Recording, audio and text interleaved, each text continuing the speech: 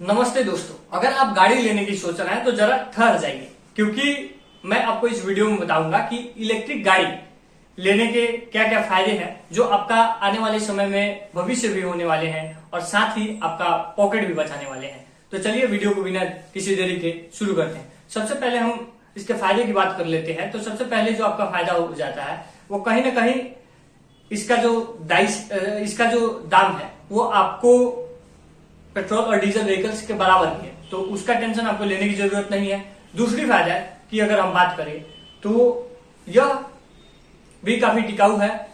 इसके अलावा अगर हम आगे बढ़ते हैं तो जब आप इलेक्ट्रिक गाड़ी लेते हैं तो आपका पॉकेट एकदम गर्म ही रहेगा।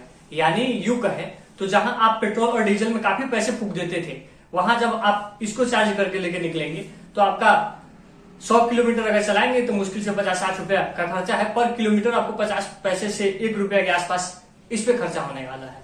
इसीलिए ये काफी बेहतर विकल्प होगा। अगर आप शहरों से हैं और लगभग सारे शहरों में अब इलेक्ट्रिक चार्जिंग स्टेशन लगने शुरू हो गए हैं, तो अगर आप इलेक्ट्रिक चार्जिंग स्टेशन आपके एरिया में है तब आप 4 व्हीलर की तरफ भी जा सकते हैं या टोटली ईवी पर शिफ्ट हो सकते हैं।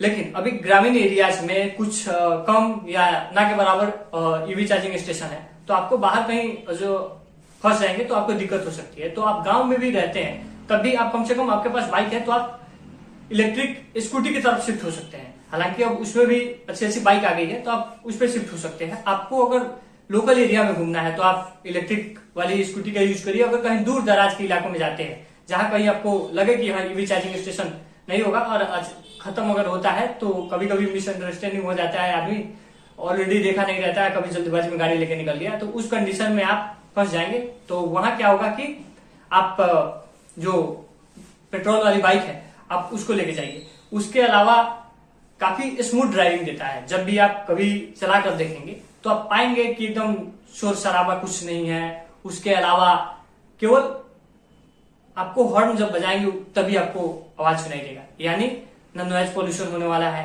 न एयर पोल्यूशन होने वाला है।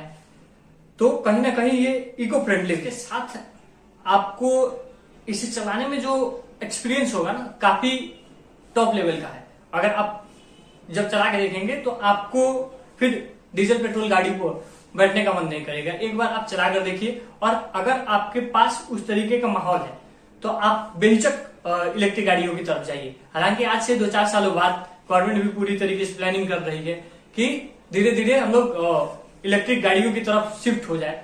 अब ट्रेन में भी हाइड्रोजन ट्रेन इंजन का परीक्षण हो चुका है। उसके अलावा अगर आप देखें तो शहरों में भी इलेक्ट्रिक बसें चलने लगी है। अब तो सीएनजी का भी मार्केट जाने लगा है। तो अब इलेक्ट्रिक गाड़ियां ही हमारा भविष्य है। और अगर हम इलेक्ट्रिक गाड़ियों का यूज करना शुरू करते हैं और धीरे धीरे अडॉप्ट कर लेते हैं तो पर्यावरण को जो नुकसान होने से हम लोग बचा पाएंगे। तो इससे कहीं ना कहीं हमारे आने वाली अगली पीढ़ी को फायदा होने वाला है। तो इसमें कहीं से भी कोई बुराई नहीं है।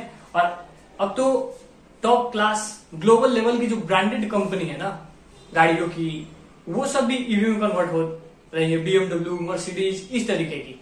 तो फिर बुराई तो कुछ है नहीं।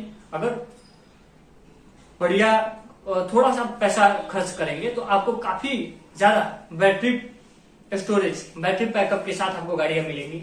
आप एक चार्ज से 500-500 किलोमीटर, 1000 किलोमीटर तक चले जाएंगे। तो कहीं से इसमें कोई बुराई नहीं है और कहीं ना कहीं हमें हमारा ही फायदा होने वाला है।